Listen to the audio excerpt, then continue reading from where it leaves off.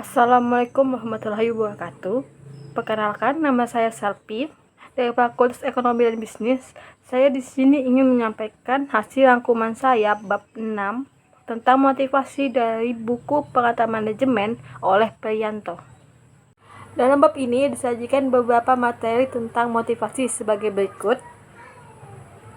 Yang pertama, pengertian motivasi. Motivasi sering diartikan dengan istilah dorongan yang berarti tenaga yang menggerakkan jiwa dan jasmani untuk berbuat, sehingga motivasi merupakan drive force seseorang bertingkah laku dalam mencapai tujuan yang telah ditetapkan.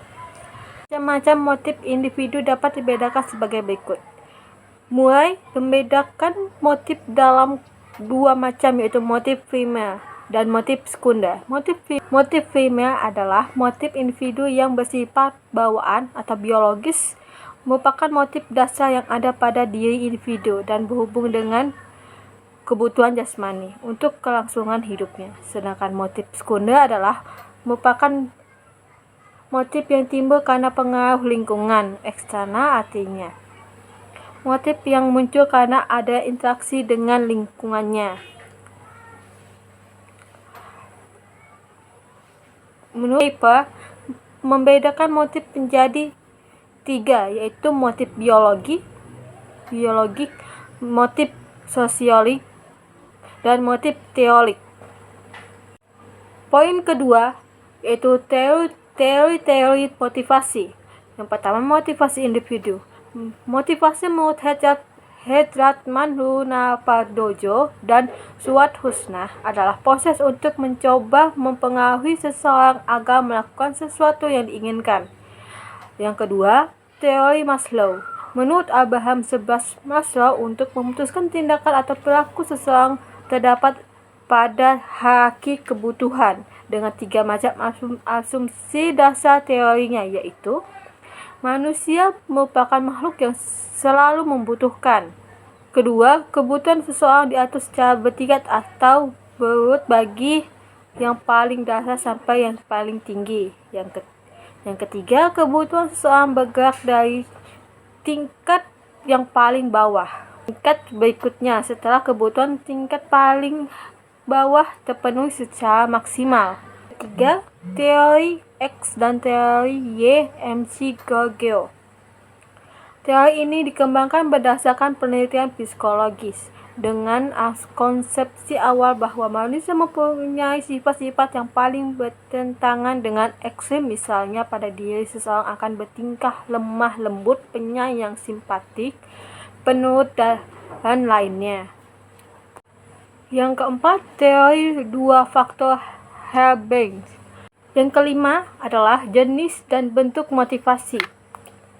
Yang pertama, teori prestasi achievement dari Max Killer. Yang kedua, teori penguat performance. Yang ketiga, teori harapan ekspektasi. Yang keempat, teori tujuan sebagai motivasi. Poin kedua adalah ganjaran sebagai motivasi. Yang pertama, ganjaran yang berharga dan memadai. Dalam memberi ganjaran, seorang manajer harus mampu memilih bentuk atau jenisnya yang berguna atau berharga bagi para pekerjanya. Yang kedua, ganjaran yang tepat waktu dan yang disukai.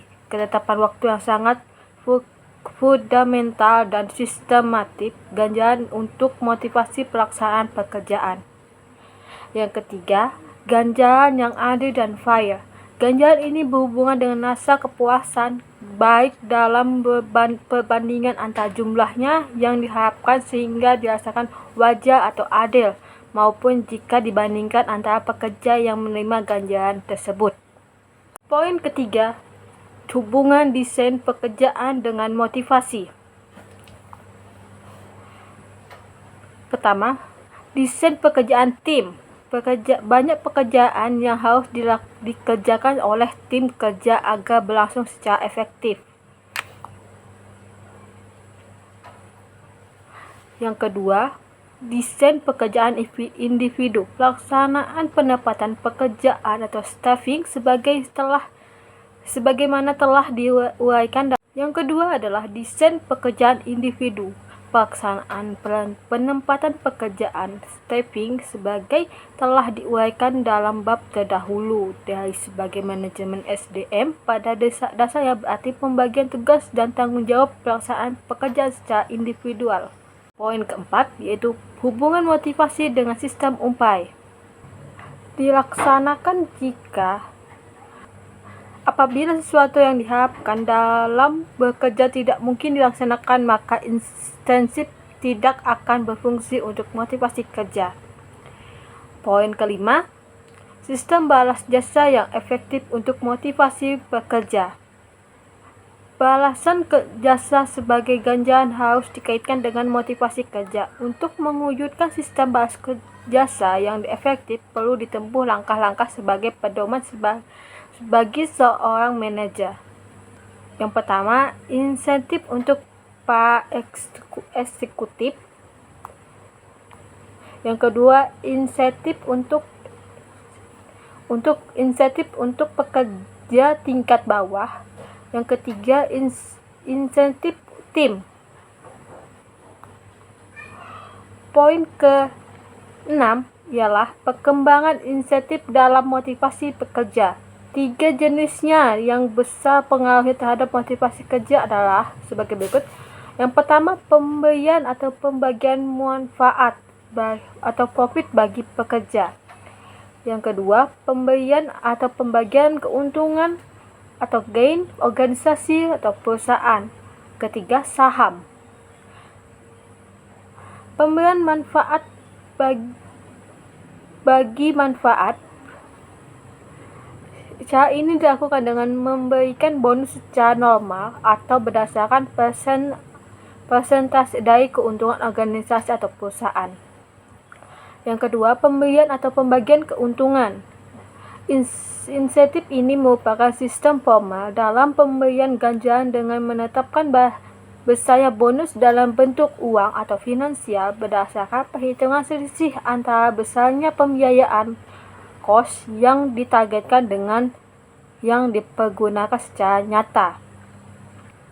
Yang ketiga, saham milik pekerja. Insentif ini dapat diberikan dalam bentuk rancangan saham milik pekerja, Employee Stock Ownership Plan, singkat ESOPs, yang berpengaruh langsung pada motivasi kerja. Insentif ini merupakan perluasan sistem ganjaran berupa penyerahan sejumlah saham perusahaan pada para pekerja.